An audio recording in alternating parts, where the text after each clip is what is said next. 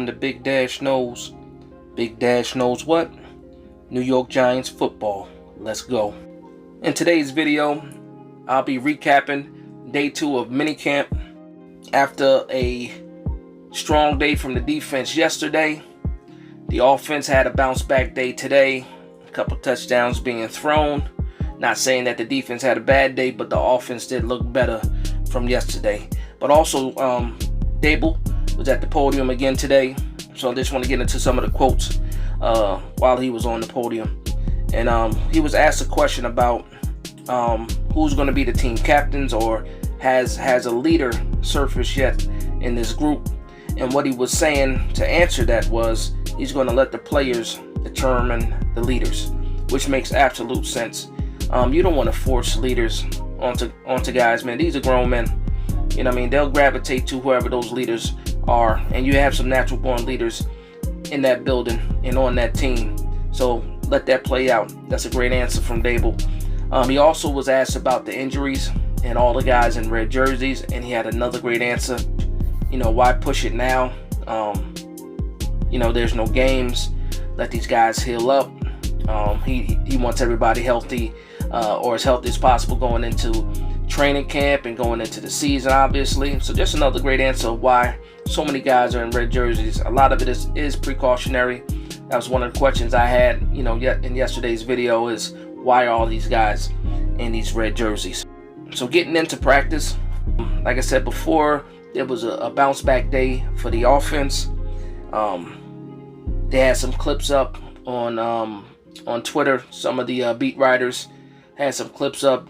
Daniel Jones had a nice touchdown pass to Saquon Barkley out into the flat and into the end zone. So, you know, some yak after the catch in the red zone area. So that was nice. Tyrod Taylor dropped a dime on a fade route to Richie James.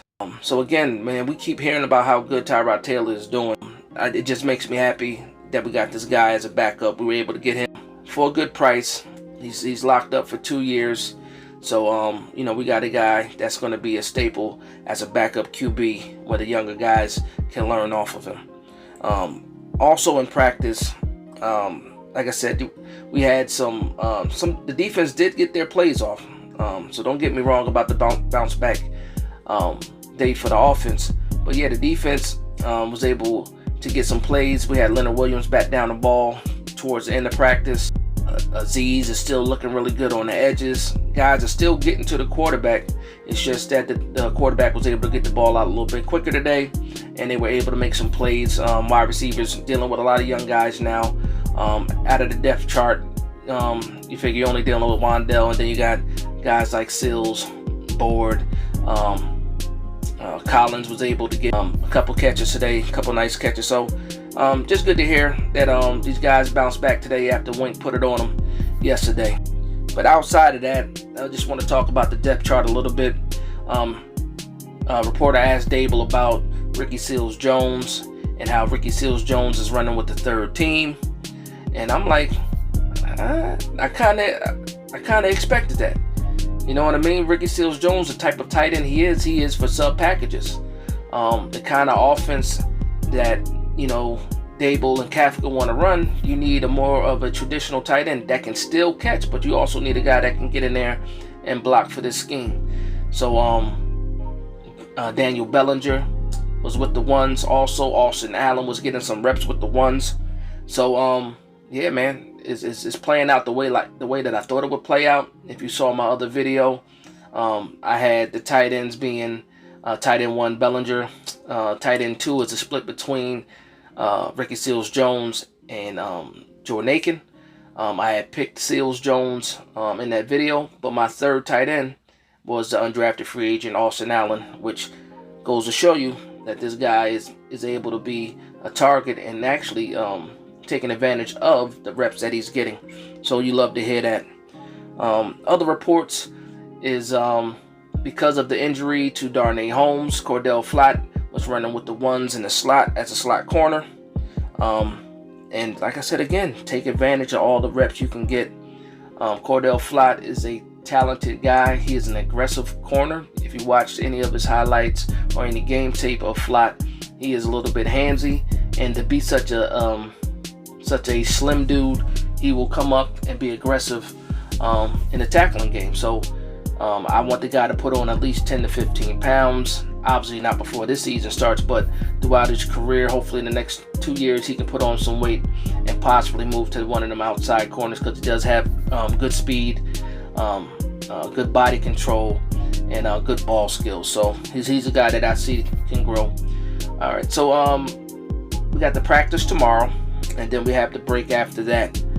You know, the main thing is getting these guys healthy, not only for themselves, but in order to implement this new system, we need these guys on the field. We need Daniel Jones to get his timing down with his top receivers.